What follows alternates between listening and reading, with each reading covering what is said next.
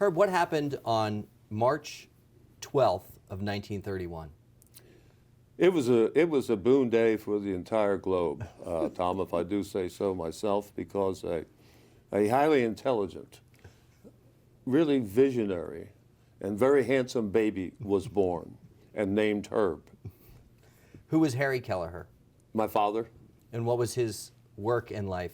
Well, he was the plant superintendent for the Campbell Soup Company in Camden, New Jersey. And then he became the general manager of the Campbell Soup Company. And they had only one plant at that time. Mm-hmm. And so that was his occupation up until his death. Mm-hmm. And who was Ruth Moore? My mother. And what can you tell us about Ruth? Well, she was working at the Campbell Soup Company, which is where she met my father. Mm-hmm. And after our family was blown apart at the beginning of World War II, Tom, one of my brothers was killed early in 1942. And another one off in the service, and my father died in early 1943, and my other sister became an expediter for RCA, was involved in war work, and suddenly my mother and I were there alone from 6 to 2 within a year and a half or 2 years, and she was just fabulous because she covered everything with me, ethics, the way you should treat people, business.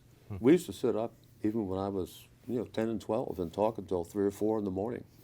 And she was absolutely fantastic in that respect because she was not only a nurturing mother, but she also fed my mind on a continuing basis. So half my diet was pablum, the other half was thoughts and ideas.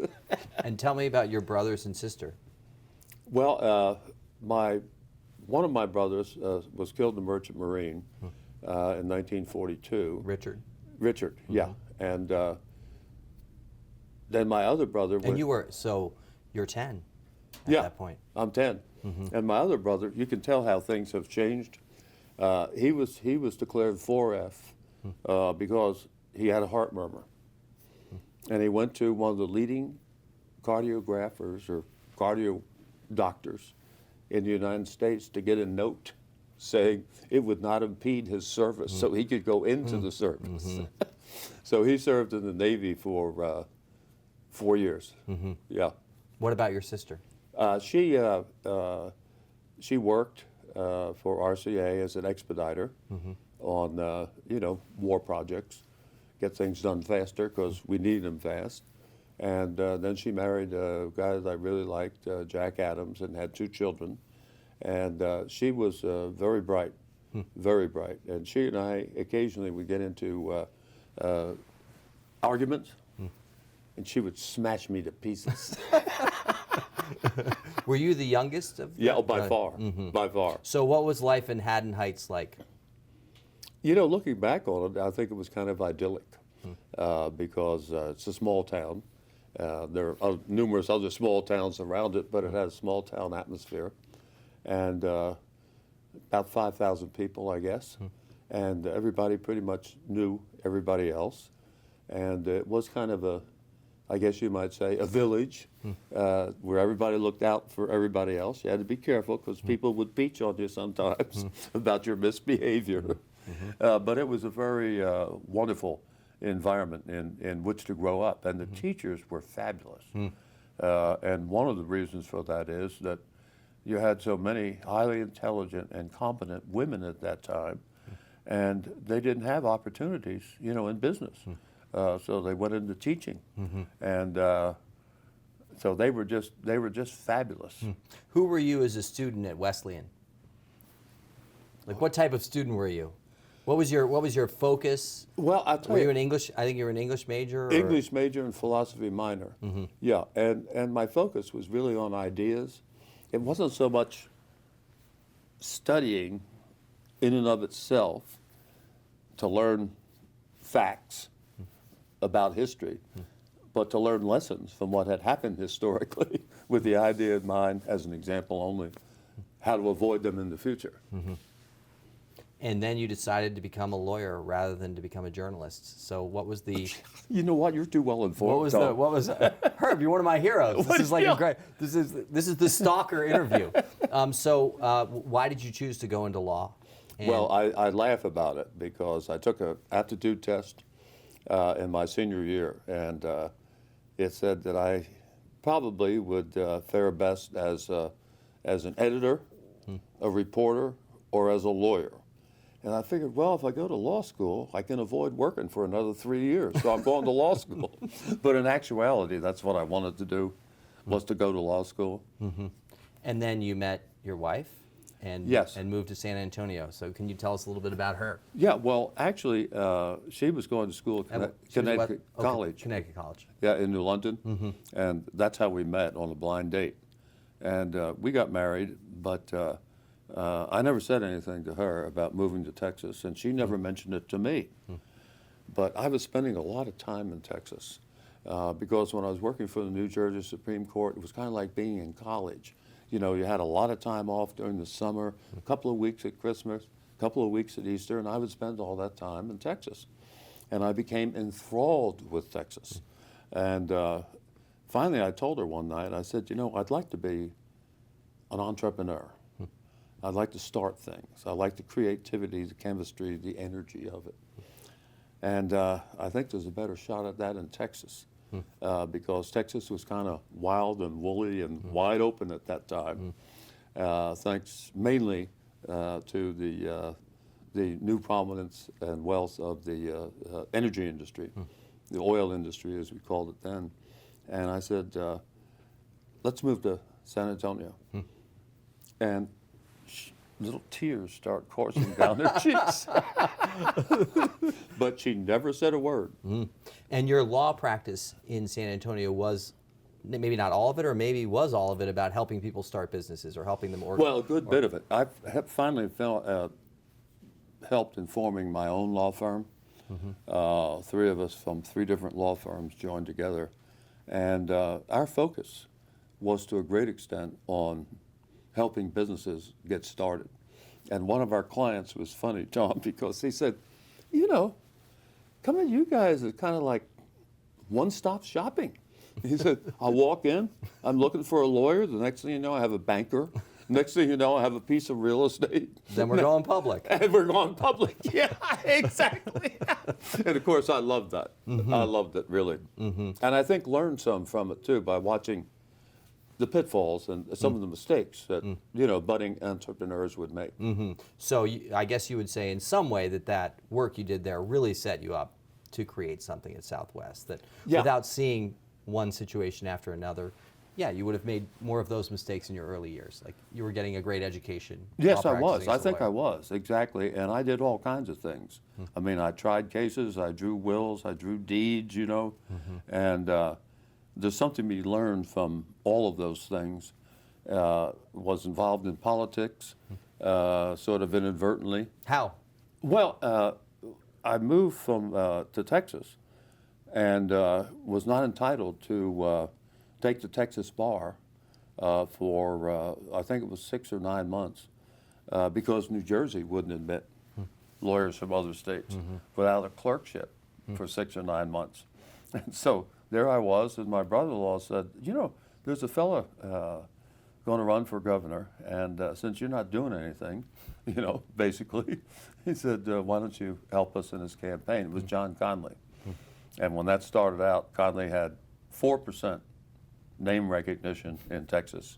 And he was running against the incumbent governor, the incumbent attorney general. And I was amazed because you had a wider choice in the Democratic primary than I'd ever seen. You had a member of the Communist Party and a member of the John Birch Society. Oh my gosh. and 3 or 4 others in between. I said, wow, this is really wild. Well, Conley won and went on to become Secretary of the Navy. So you were 1-0 really in your one political campaign. Well, yeah, and I got involved in others as a byproduct of that. And then what happened at St. Anthony's Club?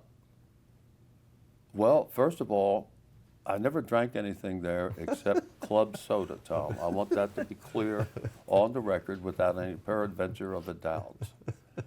but Rollin and I might have discussed the formation of Southwest Airlines at the St. Anthony Club, possibly. And how did you know Rollin at that point, and why did that conversation come up? Well, the conversation came up because Rollin became a client of mine, and so I represented his little airline, Twin Beach, operating short haul out of San Antonio. And he got into a squabble with a partner, and I got that straightened out for him. And then he became a law client of mine on a regular basis. And his banker was John Parker at the Alamo National Bank. And he was talking to John one day, and John had just gotten back from California. And John said, you know, for $11.43, I flew from San Diego to San Francisco on Pacific Southwest, later PSA. And he said, why don't you think about starting something like that in Texas? Because Texas had the basis for that. Large state, large metropolitan areas, far enough apart to justify flying, you know. And so at first I was kind of skeptical and said to Rollin, you know, I'm not so sure this is a good idea. But then I spent time researching PSA in California, and I said, hey, this could really work. What did you learn from PSA? Well, they were a low-fare, low-cost airline, but they also had a certain, I guess you would say, panache with respect to the way that they talked to passengers and made jokes on the airplane and, you know, wore hot pants, things of that nature. And so they served as kind of a role model, and they actually came in and said, Lamar Muse was our operating president by that time, and said, we want to sell you our operating manuals, you know, and Lamar said, I've already stole them. You know? What happened to Pacific Southwest Airlines? They were bought by US Air. I mean, that ultimately would have been a great merger for the two of you, right? I mean, the airlines... It would have been. As it turned out, we became big rivals because we went into Phoenix, and PSA ran an ad saying, Southwest Airlines, Phoenix belongs to PSA. And I said, let's run an ad saying, PSA, we'll meet you at the OK Corral. So we were really turned into adversaries. But we saw their costs getting higher and higher, their fares getting higher and higher, and finally decided it was the time to get into California. And within a relatively short period of time, we became the largest carrier of passengers, intrastate passengers in California. So I want to talk about cost containment in a second, but before doing that, I want you to tell for the 1,000th time the beginning of Southwest. For somebody that's never heard the story of injunctions, litigation, all the effort that had to be put in, that seems almost preposterous today, and maybe even a little bit about the Wright Amendment and the battle for Love Field. So I remember them all very vividly, Tom. you lived them to almost bankruptcy. I mean, maybe not bankruptcy for you, but certainly you had no income, right? I mean, Southwest was on the verge of bankruptcy as it was trying to make its way to get its first plane in the air. Well, what happened was the incumbent carriers were not exactly warm and welcoming and hospitable. So they contested our application before the Texas Aeronautics Commission. We were an intrastate carrier, not under the CAB as a federal carrier. And that litigation went on for 4.5 years before we could fly. And I had to go to the Texas Supreme Court. Where did the original money come from to last 4.5 years? We raised it. Okay, and were you just going, you were like, we'll probably be up in a year, and then when you weren't, you went back and raised another round? Well, we had to raise another round, but at that time, we did something different. Because the board said in '69, we're going to have to shut down because we've run out of money. And we can't afford this litigation anymore. And I said, well, how about if I do it for nothing and pay the costs out of my own pocket? Tough to turn that down. And then if we ever get started, you know, you can reimburse me. And they said, well, that sounds okay. And then, after we got into the air, The other carriers continued their Suits. energetic any They're still competitive coming after you. activities against Southwest Airlines. And the basic reason they're coming after you is they know you have a great game plan. Well, that may have been part of it, but we were intent on democratizing the skies, small d, because only a very small percentage of adult Americans had ever been able to afford to fly. Well, we produced a lot more passengers for us and them, but of course their fare yields went down. Excuse me. No problem. Because it was the lower prices that accomplished that.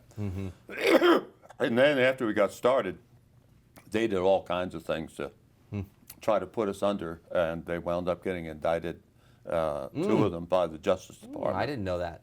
Oh, yeah, for violation of the federal antitrust laws. And they would try to keep us out of cities that we were interested in serving by calling upon the Chamber of Commerce and the City Council to oppose us, you know, and basically with the threat if Southwest comes in, we'll withdraw. And then we got into a big war with them over the Noise Act of 1990, where they contended that you could only comply with the new quieter airplane standard by, you know, bringing in new airplanes and not getting rid of your old ones. In other words, they're trying to prevent us from expanding, was the purport of it. And so we got that cured. The Congress came to our rescue, and the Aviation Subcommittee said, that's not what our statute means. You can comply either way, bring in new airplanes, you know, but not to replace old airplanes, just as long as you get to a fleet level of quietness. Then they proposed changing the tax laws. Guess what? So the short haul, low fare carriers paid $240 million more in taxes a year. And guess what? The big seven, as we called them then, mirable dictu, Tom. Their taxes were reduced by $240 million a year. You didn't have your lobbyists Amazing, going isn't to it? war there. Isn't it amazing? Anyhow, so that war went on for 4 years. And I know you're not going to talk yourself up ever with regard to Southwest Airlines, so I'll even remove you from this question. Do you think it was imperative for Southwest to survive and succeed that one of their founders had legal training? Yes. Yeah, and it wouldn't necessarily be me, but it was imperative that you have legal training. And the political training didn't hurt either because they were constantly attacking us in the Texas legislature and the United States Congress. So it was going on before the administrative agencies. The battle was being waged in the courts. It was being fought in the Congress. It was being waged in the Texas legislature. And I call it the 30 Years' War. I think that was the Punic War, if I remember correctly. But anyhow, it went on for 30 years. History classes. I'm disappointing my history teacher by not really having the information on the Punic War. You did better at Wesleyan than I did. It's the only thing I remember. So now you're up flying, and would you say that? Well, let me just sum up all that we've been talking about. Over a period of 4 or 5 years, I was involved in maybe 6 years. Well, they also tried to force us out of Love Field. But 3 trips to the United States Supreme Court, which is rather unusual. You know, General Motors, U.S. Steel, and Ford hadn't been up there that often during that period of time. And 3 trips to the Supreme Court, and how many planes do you have flying then, or what's the size of Southwest as you go through those 3? Just to give it context for GM and Ford. We probably had 12. Okay. Yeah. Yeah. Something like that. Yeah, that's incredible. And then they tried to push us out of Love Field when they opened DFW Airport. So that litigation, quite separate, went on for 6 or 8 years. Yeah. What is the significance of Love Field today for somebody who's not been to Dallas? I mean, what does it mean to Dallas? Why is it important to have? It's the close-in airport, which provides a lot more convenience for the people who are located in the city of Dallas and the business community in downtown Dallas. And when they opened DFW in the Dallas area as a compromise between the cities of Fort Worth and Dallas, who had fought each other for years over airport location. And when they closed Hobby Airport and created Intercontinental, I was interviewed by Texas Monthly, and they said, well, why are you doing this? And I said, because people want to fly from Dallas to Houston and Houston to Dallas. They don't want to fly from Grapevine, to some other outlying city on the Houston end of it. So the early stages of the definition of Southwest strategy, I do wonder when you talk about your mother and what she taught you around the dinner table or into the wee hours of the morning about respecting other people, Absolutely. about and even the energy of or the dynamic of flying shouldn't just be for people who are wealthy. It should be available to everyone. The egalitarian nature. Yeah, she was very egalitarian in that respect. She was a great teacher because she told me that I should not necessarily pay obeisance to position or title, because she said, pay attention to the individual. The individual may have a grand position or title, but have feet of clay, which I think all of us have to agree can be the case. And she also encouraged me to read very widely and unusually adult books, for someone my age. And she stimulated my curiosity in a whole lot of things that I probably never would have gotten into. And curiosity, I think, is one of the great things that can be very, very helpful to you, because you're always looking for something different and how it might fit in, to what you're doing. So I've never adhered to the philosophy that curiosity killed the cat. I look at it as curiosity informed the cat. I think Charlie. So she played a big role in that respect, and also the political aspects of it. Very helpful having that experience, fighting these battles in the Congress and in the Texas legislature. Why do so many airlines go bankrupt, and why has Southwest Airlines never laid off a single employee? I mean, they're so extremely at polar opposites. I mean, really, the industry we know has created very little economic value in aggregate going back to its inception. That's very true. And yet Southwest Airlines has been, well, certainly during your time, it was the best performing stock on the S&P 500, and since then it's been a wonderful stock as well, all the way through. No layoffs. Why? I mean, for a lay person that's sitting out there saying, I have no idea why this airline's successful and all the other ones continually failed, went through bankruptcy, came back, went bankrupt again, et cetera. Some of them 3 times. Yeah. Well, first of all, and I think this has something to do with history and learning something about history. I was well aware that the airline industry was a very difficult industry.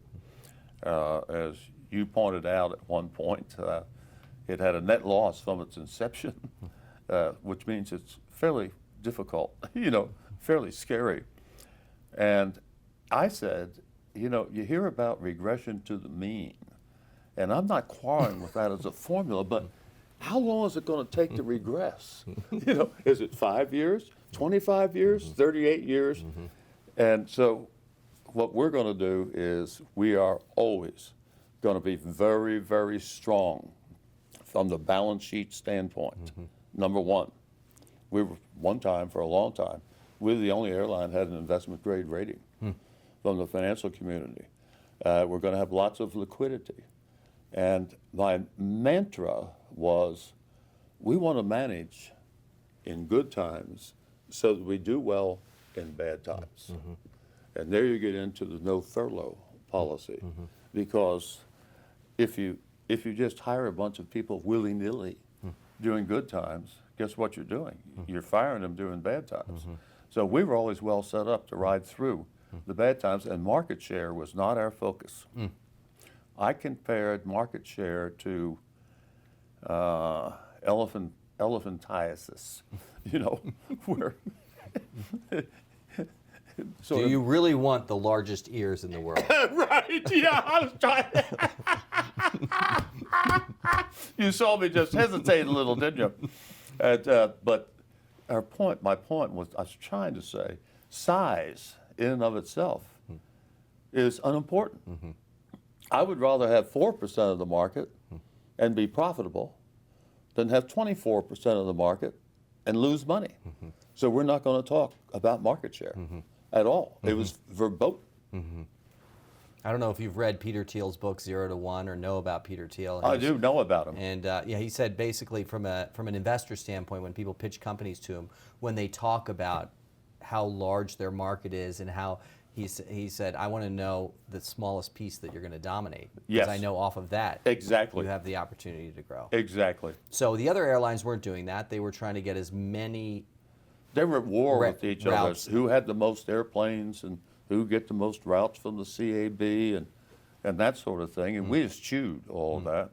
And we opened a lot of secondary airports, satellite airports. And people initially said, oh, you'll never make a success out of a satellite airport. Well, there's hobby, there's love.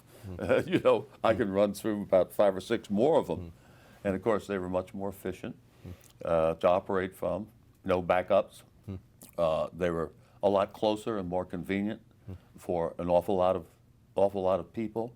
And so we did things unconventionally that way.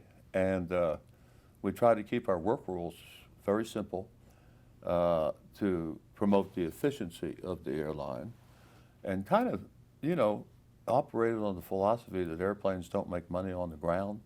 They only make money in the air. Passengers don't pay you just to sit in them. They pay you to fly. So we very high utilization, productivity. What would be a gap in fare between you and a competitor at any point in history? I mean, you could name one today or go back 25 years and say, we flew from point A to point B for X, and they did it for 2X or whatever the gap was. Yeah, some of those contrasts. Some of those contrasts are really amazing. Do you have time for one that's kind of? Please. It's kind of like a burlesque. Plenty of time. We went into BWI, right? And U.S. Air was the leading carrier there. And the round trip fare to Cleveland from BWI was like, I don't know, $340 or something like that. And we reduced it to $56. You know, that's a considerable drop.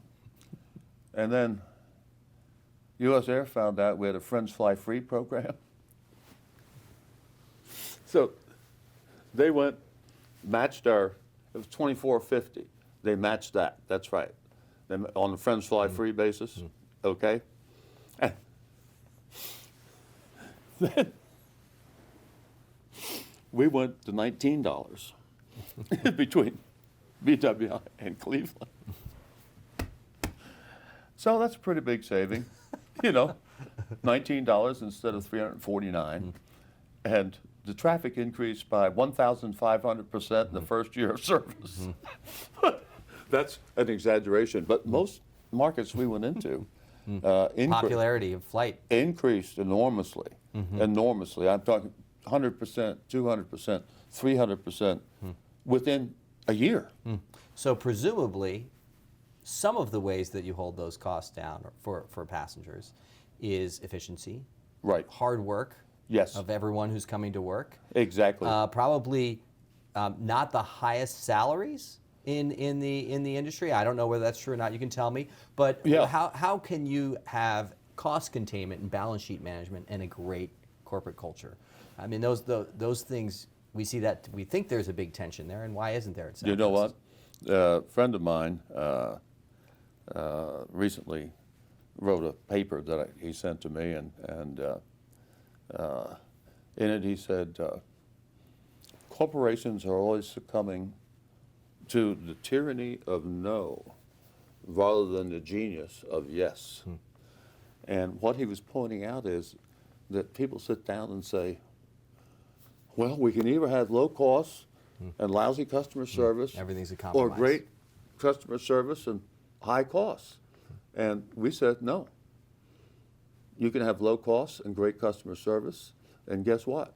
We're not offering you less for less fare. We're offering you more for less fare, And part of that, of course, was our culture. First of all, the warrior spirit of our employees who pitched in every battle. Secondly, the fun and warmth and hospitality that our people provided to our passengers. And thirdly, the kind of culture that was upbeat. We didn't ask people to change and become robots or automatons when they came to work. We kept telling them, look, we hired you because you're you. Did anyone take that too far? Well, what happened? Yeah. I'm me, Herb. Yeah. I'm not going to wear clothes to work today. Yeah, well, that. So you put your finger on it per usual. When we had somebody who did something extraordinary, we didn't put in new rules pertaining to the whole company or one of its departments. We just sat down with them individually and talked to them and said, you cannot do that. But you know, if every time there's a sort of anecdotal incident, A new policy comes you put in place. a new policy, you're gradually strangling yourself with bureaucracy. As a matter of fact, when I saw a ticket agent in San Antonio after I became CEO, trying to answer a customer's question by going through these 2 loose leaf manuals, you know, looking for page 73, capital A, you know, small I, you know, we burn them. We burn them. And what we said was, we have a substitute. It's called Guidelines for Leaders. And the first sentence was, these are just guidelines. Feel free to break them. We were unleashing our people to be themselves with the customer. And Colleen Barrett, of course, played a great role in that. And she called it her flexibility policy. And basically she was saying, look, you know, we work like crazy to hire the right people with the right attitudes, positive, you know, generous, Can caring. do. Yeah, and so just unleash them. Unleash them. And I think many people would guess that that works when you have 100 employees or you have 400 employees. How many people work at Southwest Airlines today, and is it still true today that it's guidelines and feel free to break them, and we hire people that know how to thrive in this type of ecosystem? yeah, it's still basically the same. We're much larger. But the key to that is, and everybody else in the airline industry kept saying that to me. Oh yeah, it's a little. Give it time, Herb. This It's will a little never last. exactly. It's a little Camelot now, you know. But where do you get 500 employees? And then they'd say, where do you get 5,000 employees? Then they'd say, oh, where do you get 15,000 employees? And my response always was, if it's job one, if it's the most important thing that you do to maintain that esprit de corps, that culture, then you can do it. Instead of putting it on the back burner, you know, as opposed to a lot of other things that come up as you get bigger. And so basically Southwest Airlines has retained that sort of attitude. You know, hire for attitude, train for skills. What kind of person are you? That's what we want to know about. You mentioned Colleen Barrett. When did you get to know Colleen, and like, what's her journey at Southwest? Well, her When did she journey at start? Southwest is, let's see, she joined the law office I was in before I helped to start my own firm in probably 1966 or 67. And then when I started the new firm, she joined it. And within a relatively short period of time, without anybody ever sitting down and discussing it, she was managing the whole firm, you know? And all us palookas are walking around thinking, boy, things sure are moving well, you know? Yes, sirree. I had a great idea the other day, and Colleen, in the meantime, was doing it all. And then she got into the cataclysms that we faced, the litigation and so on, and proved to be a very able lobbyist with the legislature, really valuable at trials, because she always knew, Tom, who was lying and about what, you know, when I was cross-examining. Yeah, and then, of course, she came to Southwest Airlines full-time and was actually on the payroll here before I was. Yeah, on Southwest Air. I was still representing Southwest and on the board and general counsel, but she was actually on the payroll. And so I guess you'd have to say that we've been collaborating on Southwest Airlines for a period of about 50 years now. And how do you work together today? Well, she tells me where to go, what to do, how to say things, and you know what? And I go where she tells me, and I do what she tells me, and I say things the way she tells me to say them. So it's working out beautifully. Now, as one of the best performing CEOs in American history, you never wanted to be CEO. No. That's just interesting. No, it was not I love practicing law. And practicing law, you know, you have a lot of latitude as to how you live the other parts of your life. I mean, I'd work till 2 in the morning, then go home, get some sleep, come back at 11 o'clock in the morning, you know, that sort of thing. That's a very Gardner family trait right there. Is that That's right? our entire family. Yeah. Well, I was the same way. Yeah. Working on Southwest Airlines, I didn't leave my law office, eat or sleep for 2 full days. And then I went home and showered and went to a fundraiser for Southwest Airlines. And I'm sure I was most engaging. What would you guess is your average number of hours of sleep a night since the founding of Southwest? Oh, it was 4 or 5. 4 or 5 all the way through. Oh, yeah, for 30, 35, 40 years. Are you napping in the afternoon, or 4 and 5 is fine for you? No, 4 and 5 was fine, yeah. Yeah, that's pretty incredible. Okay, a few more questions here. Why do you love wild turkey so much? I'll tell you, it's... Why that and not Jägermeister?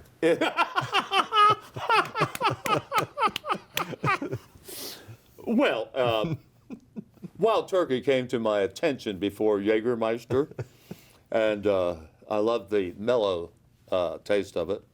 And then I got to know a wonderful guy, Jimmy Russell, who's been with Wild Turkey for 60 years and celebrated his 60th anniversary with Diamond Anniversary Wild Turkey. And he is a splendid person whom I greatly admired and greatly enjoyed. And so from there on out, it was partly not just the fact that I liked the whiskey, but I was also very fond of Jimmy personally. And I'm glad to see that Matt McConaughey is Out there. going to be a spokesman for him because, frankly, Tom, You're tired of carrying that I've been mantle. tired of carrying the brand all by myself. Well, he's the one who's playing you in the movie too. Yeah. Right? I mean, you're an incredibly avid reader. I am. What are your favorite topics to read about, or a book or two that you love, or a writer that Yeah. is at the top of your list? Well, I'll tell you, I read about everything, and deliberately. I read about science. Astrophysics is one of my hobbies. Won't pretend that I understand everything about it, but I did read. I'm just going to begin saying that too. Yeah. There's no way to challenge that. No. 99% of the population is not going to follow up and see if you really know a damn thing about astrophysics. I've got a little legitimization because before they confirmed the existence of the Higgs boson, I read probably a 450-page book on it That's legit. called Massive. And so you didn't have any science training, that was not part of your... At Wesleyan, I Wesleyan. had one of my greatest classes was the philosophy of science. I wasn't particularly interested in philosophy, but this professor was absolutely fantastic. It was his first year, I later found out, and it was really not formulae. It was, what are the great philosophical concepts of science? Where did it start in philosophy? How did it, evolve from there? And it captured my imagination. And I felt, there's a whole big space here that I haven't done enough in. So that's when I started really getting interested in science. But I read history, I read biography. How many books do you think I you read read in science a year? fiction, How many books in a year do you think you've, on average, over the last 20 years? How many books a year, per year? I would guess probably 40 to 50. Great, a book a week. Almost, yeah. But you see, I used to, as I told you, about our respective nighttime habits. When are you reading, Herb? I get home late and maybe 11 o'clock from the office, and I just sit down and read something for 2, 3, 4 hours. Is that true of you today? You get home from Southwest No, at no, 11? I can't Okay. do it anymore. Okay, yeah. Yeah, I don't have the stamina that I used to, but that went on for 50, 55 years. Yeah, Have you ever been afraid aboard a flight? never. Never, Tom. And I understand why you asked that question. But I was in love with airplanes and commercial airplanes before I ever thought about going into the airline business myself. And I have flown in every kind of airplane that you can think of, experimental airplanes, you know, where you put your hand up against the fuselage. What do we think and of it Harrison starts Ford canning. out there now? Oh, jeez. Do we feel good about the fact I- that he is probably going, Well, you know, he's taking a lot of experimental flights himself? I know him through various aviation functions. And, you know, he's really a superb pilot. I don't know what happened on that particular occasion, but I can tell you that it's even happened to commercial airlines. Braniff took off on a taxiway at DFW instead of the runway one day. Wow. But he's the kind of guy. There was a climber lost in the Teton Mountains up in Wyoming, and he has a home outside Jackson Hole. And he climbs into his helicopter and single-handedly goes out and picks the guy off the mountain and rescues him. Wow. Yeah. Awesome. How do you invest? Inartfully. What would be some examples of one or two success stories in your investment career? Well, Southwest Airlines. That's been pretty good. That's been pretty good. But Tom, I always turned down what the consultants recommended. I always said, no, that's too big. This is too much stock. I really did. Yeah, one of our directors stood up at shareholders meeting one year and said, you know, I think Herb just gave up about $50 million worth of compensation. You're turning down the stock grants that the company was offering you. Yes. Yeah. That the Because consultants- you viewed them as too, like the compensation consultants that were advising Southwest Board on how to provide compensation to you Right. were suggesting grants that were too large in your opinion, and so you turned them down. Even though most of your comp, or certainly most of your comp and most of your wealth has been accumulated through stock options and stock at Southwest. But through stock that had no value Yeah. based on, you know, my contracts at the time, and later on became very valuable And so when they- for everybody. Well, I want to talk a little bit about the profit share plan in a second, but so for you, when it came time for the board to accept the consultant's guidance on how much equity you should be granted, you said that's too much. There were Yes. occasions where you said I that's said, too much. the bonus is too big, the salary's too big, and there are too many stock options involved, long-term incentive stock options. And so what I would do basically is I would look at the consultant's report and I would say, well, I'll put myself in the 37th percentile. Okay? Even though we were more profitable than The other other airlines. And then, 37th percentile of Bankrupt Airlines. right, yeah, right. Well, I did get a kick one time because somebody pointed out to me that the then chief of another airline, which was teetering on the edge of bankruptcy, was paid 3 times as much as I was. And I said, that's the way I want it. That's part of leadership. You know, I want the people to know that I'm for them. I'm not here for me. You know, that sort of thing. But If you had, let's say, 2 or 3 leadership principles, if you had to boil them down to 2 or 3, maybe you've just sort of touched on one of them, but I hate to just try and get a little soundbite, but what would be your top 2 or 3 principles as a leader? I would say that number one, you have to look out for the well-being of others more than you do for your own. Number 2, that you have to really rejoice in your people and their accomplishments and praise them and recognize them all the time for what they have achieved. And be humble, I think.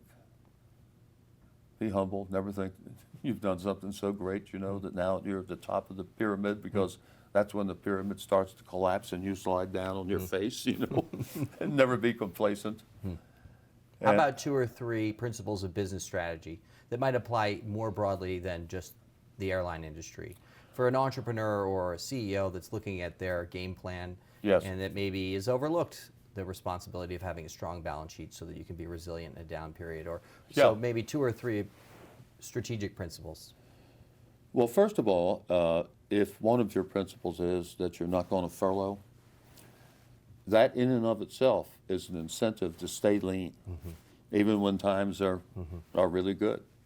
It's a discipline, and a valuable one, I think.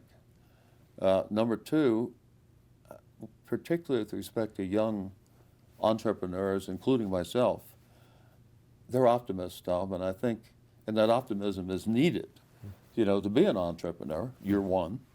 I ought to be interviewing you, but sometimes you don't realize how long it's going to take and how much capital it's going to take to bring it to realization. And so you don't raise enough money at the beginning. And sometimes with the young people, I have found, representing young people who want to start up their own businesses, I found that they think that just having the idea is all they have to do. And I keep telling them, no, there's a lot of sweat that goes into it. You just don't announce your idea and suddenly golden coins start raining down from heaven like a manna on you. And there's a hell of a lot of lonely work to do to make it come to pass and to be successful. But the thing that I have always emphasized is culture, because I think that is the most powerful competitive weapon that you can have, because it's intangible, it's spiritual. You can't buy it.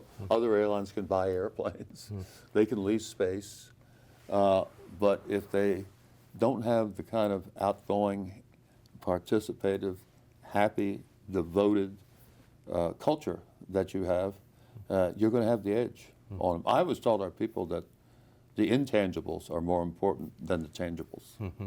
Is there a single story that comes to you right now, and maybe not across all of Southwest history, about the employee or teammate of yours at Southwest Airlines that did something remarkable for somebody else on their team, or for one of the passengers? Or Well, I'll tell you what, I've got several stories that just jumped into my mind. There are thousands of them.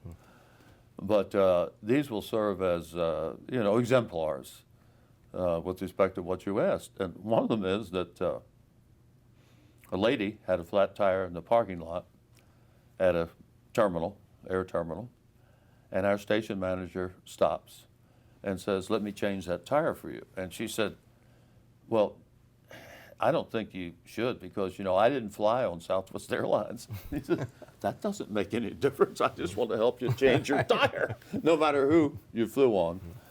And we honor people for the great things they do outside Southwest Airlines, not just inside, great things they do in society in general, and hold them up as role models. And another one, this was really sad, but this father was taking his son on a hunt and had bought him a new shotgun for the occasion. So of course the teenager was all excited, and we misplaced the shotgun. Okay? So our station manager says, "You've got enough time, hold on, I'll be back." Goes home, gets his own shotgun, and brings it back and says, "Use this on your hunt." That kind of thing. And our people do that all the time. They will find somebody who's kind of been abandoned or neglected at the airport for one reason or another, and they will provide them with lodging, give them money for food, drive them to their homes, if they're bereft of any funds. And they just do that continually because of the great people that they are. Colleen has always said, it's very simple. Just follow the golden rule, and forget everything else. And it's been very successful, I think. So when I, as an investor, look out over the landscape of business, and having been taught by our well, both of our parents, but probably our dad a little bit more, but about business and investing in the game of business and investing. Yes. One of the things I've observed, which I think we've talked about in the past, is the incredible performance of public companies. In aggregate, there are obviously failures or there's fraud in some of these cases, Right. but the incredible performance of businesses where the founder is the CEO. Yes. Why? Well, I think, there are some situations where some of the gurus of academia have said in the past, Tom, that founders can't run companies that they found because they don't have the discipline. That's not so. When I took over Southwest Airlines, as an example, two of the analysts, sell-side analysts in New York, said, sell Southwest Airlines stock because he's a lawyer and lawyers don't know how to run companies. Well, we did pretty well despite that, and maybe my not knowing much about it was helpful in some ways. Fresh eyes. Fresh eyes, fresh eyes, exactly. And I don't think that's true at all. I think founders have the passion, that you need. Now, they have to succumb to some disciplines. I understand that. You can't run it like a one-man show when you've got 10,000 people. But I don't think that should be a general rule. There was one in Texas where it was, the rule. In essence, he founded 3 successful companies, big successful companies, got kicked out of all of them, because he was a creative genius. But he didn't want to go beyond that, and he just wanted to continue coming up with ideas for new companies. So I don't think there's any rule. I mean, it's just like people have said when I stepped down as CEO, they said, well, I was chairman of the board for 8 years thereafter. And a lot of a good many academicians said, no founder, no former CEO should ever remain at a company after he steps down, in effect. And the problem is that he and the incoming CEO launch struggle for attention, et cetera, and enter into a competition. Well, I instantly said, no. Gary, it's yours. Don't pay attention. Navy ship. Don't pay attention. Right, Navy ship. Beautiful comparison. Don't pay attention to me whatsoever. I won't be going out among the people the way I used to. That hurts me more than anything else, emotionally. But it's just total hands off. And I remember what C.R. Smith, founder of American, wrote when his successor took over, and it was hilarious. And it was a letter, which this guy found on his desk, after C.R. had stepped down. And he opened it up, and it said, I have 5 suggestions for you. 1, 2, 3, 4. And you know what the 5th was? Never pay any attention to my suggestions. That's the way to do it. So Colleen and I immediately took low profile, as we should. And if people at Southwest Airlines want to come talk to us or You're ask us readily to come available. talk to them, we're available, but we never push ourselves on anybody. And Gary's a great friend, and he's been a superb CEO, and I don't think he ever feels any pressure or unease about the 2 of us being around. My last 2 questions. These are actually 2 relatively short in there, and one of them is, what was it like on 9/11 at Southwest Airlines? Oh. What was the experience of running an airline during that, and what did you see emerge at the culture, and what was the day like, or the days around it? It was, of course, a horrible shock when we realized that it was a terrorist attack. And I immediately got hold of the board of directors and told them this was a huge emergency and that we were going to have to take a lot of actions quickly and spontaneously to respond. But I would keep them informed of what we were doing. I just didn't have time to convene board meetings every day, And then we went into an officers' meeting, and I announced that I thought the airline world had just changed, not just for the day or the week, but for the future. And Gary Kelly said the same thing. And we worked out a plan as to how we're going to keep the company afloat And we instantaneously set about bringing in all the available money that we had, not knowing whether people were going to allow us to do that or not. But they came through. The banks came through. We immediately had to set about taking care of all of our crews because they had to land in places that we didn't serve. FAA, you got an hour, you're down. So there's another example of our spirit of our people, and how they like to serve. We're trying to get hold of this captain who's in an off-line airport. And we called the hotel and said, well, he's not here right now. I just took all the passengers to a movie. And we called another one and said, well, we need to talk to you and find out how your passengers are doing. And the guy who was there said, well, they're not here because your pilot bought them all tickets on Amtrak to get home. That kind of volunteer spirit, is absolutely invaluable. And so we always try to encourage that in all of our folks. And it's one thing that really helped to buoy us up and carry us through that disastrous period after 9/11. Because nobody was sure what the aftermath of that was going to be. How long was it before you were flying again? Let's see. We came back up on the 14th. And our first flight out of Love Field was out of Love Field.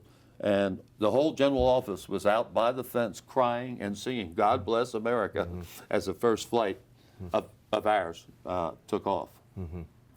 But it was a very harrowing time. And there were a lot of things to be worked out on an entirely new platform, the new security platform. And I was appointed as one of the point people for the airline industry, along with a fellow from American and one from Northwest. And I must say that working with the FAA and then the TSA and then the Department of Homeland Security was a very rewarding experience because they don't operate things. They don't operate airlines. They don't operate airports. We're the ones that process passengers. And they were very agreeable to suggestions that we had. It was not like, I suggested this and therefore it's sacrosanct. They were very agreeable and very open. And so it was a great relationship for the most part. But there were tremendous hurdles that had to be overcome. We had to change our whole technology because of the new security requirements with respect to processing of passengers.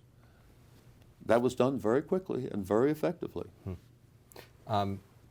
Last question, talked about being a founder, and the number of hours of sleep you've got on average, the decades that you've put into it. I know that you don't really have probably any regrets, but why don't you? You've given so much of your life to one organization. Do you have any sense of, gosh, I wonder if I'd taken 5 years and gone and done that, my life might have had this. So how do you view your commitment to a single ship that you've been sailing on for 50 years? No regrets whatsoever, because if a father has a daughter or a son, I believe that father is going to commit himself to a single ship for as long as that ship is afloat. And so I've always said, I'm so fortunate because my avocation is simultaneously my vocation. So there's no challenge, there's no tension, there's no hostility between the two. I'm doing what I love to do for a company I love and help to create, and for people that I adore. And what could be more rewarding, more enjoyable than that?